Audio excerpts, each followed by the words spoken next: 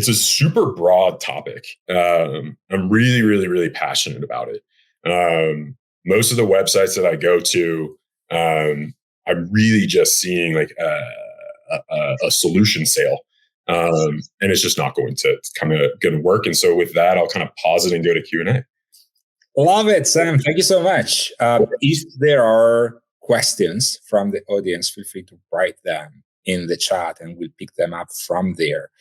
A couple of reactions from my side. I love the part which we constantly see, right? Like things start to get going, and then most founders, more companies think about their next phase as a product first type of approach. And so they start adding new features or new products, and go-to-market doesn't really follow, or they're not following the same way or too much. And so one of the things that I often say, like one of this, like the spirit of this hot takes is things you say over and over again, mildly annoyed by the fact that you have to say them one more time, right? So it's this idea of great products with an okay go-to-market versus great go-to-market with an okay product. And like most of the times, would you agree on the fact that like great go-to-market, okay product wins on great product, okay go-to-market?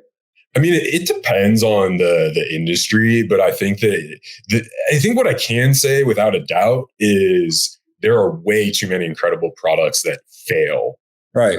That are solving really, really good problems at like a tremendous ROI because of that like echo chamber type of go-to-market, right? How do you create the next flywheel? Because you index so much on your first unscalable sales, right? Right. And competing on features versus like competing on being memorable and really conveying the value that you can provide to your ideal customer profile. Yeah, and I think like challenger sale is like a bit of a misnomer, right? Like, really, like what we need to do is create an ability in a human's mind to have them emote, so that they are open to learning something new. Like 90% of us are not open to learning something new, and so when I flash that picture up of all those features, you just be like, ugh, another sales rep. Yes. It's like a really good sales rep. The reason they need solutions engineers is because they're not actually selling solutions. Right. They're figuring out what pain is causing for that human being, and they're driving that home before they even show the product. I used to coach my sales team. Like, you should be able to close this. This product's so good. You should be able to close without a demo and purely on emotion. So that's really what I'm getting at is like, if you can't create emotion like Jobs did for Woz, then you could have the best product in the world, literally Apple, and it could only sell 200 units. Right. Such a bummer that most founders don't have a Steve. Right. I guess they're both Steve. You know what I mean? Don't have different levels to unpack there, right? There is the product versus solution statement, which is already like a nuance that not everyone gets. Like the fact that you're not selling a product, you're not selling a feature, you're selling a solution to a problem. And then you're not even selling the solution to a problem. No. You're selling the emotional reaction that solution will elicit. If I am selling a PLG software to accountants, I want them to realize that if I solve their problem without even knowing what my solution is, that they're going to go home earlier, that their month-end close is going to be faster, that they're going to be a better wife to their husband. Like, I want to make them emote, and then I want a solution sell. That's and if you understand that in ops, because you're in charge of the budget, you can make sure that awareness and that emotion is created from a budgetary perspective. That's not on you to execute. But at the same time, if you're going to go out and you say, we need outbound pipe, and then you're just going to ramp up 30 SDRs, you're going to fail so hard.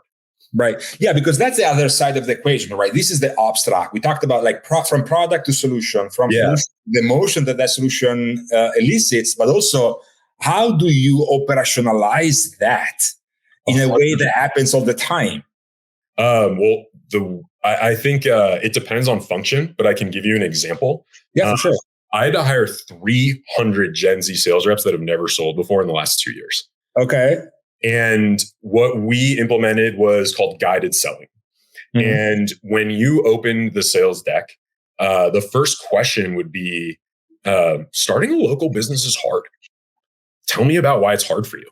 Mm-hmm. That freaking simple. And then the next slide was like, how is starting a local business hard today? Why is it harder than it's been before? And then the next slide was literally, do you want more customers? Do you want to be more efficient, or do you want to stay the same?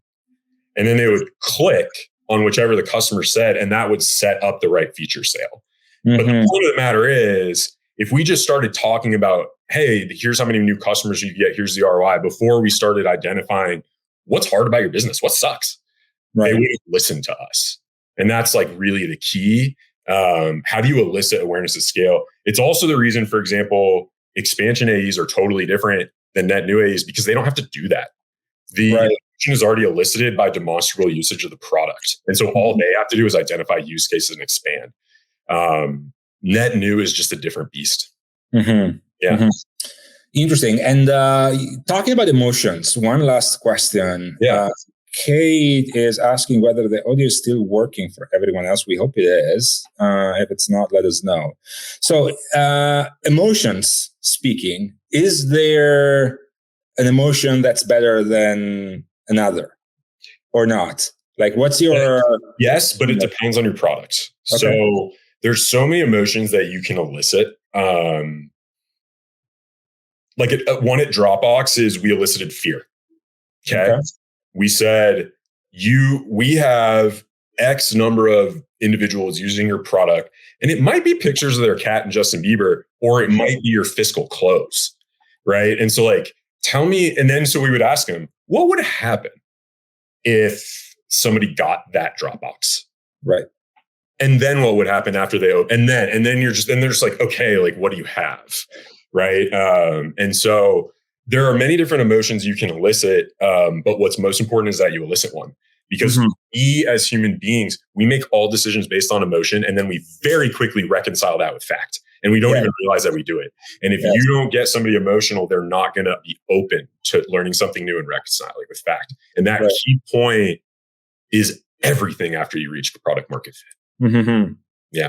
I love this so much, Sam. It's good food for thoughts for the audience for sure. And also happy to continue the conversation afterwards. Thanks for watching, everyone. Sam, very much appreciate your time. Absolutely. And as like an ops person that transitioned over into marketing sales, I hope I provided a little bit different flair to how ops can contribute and win.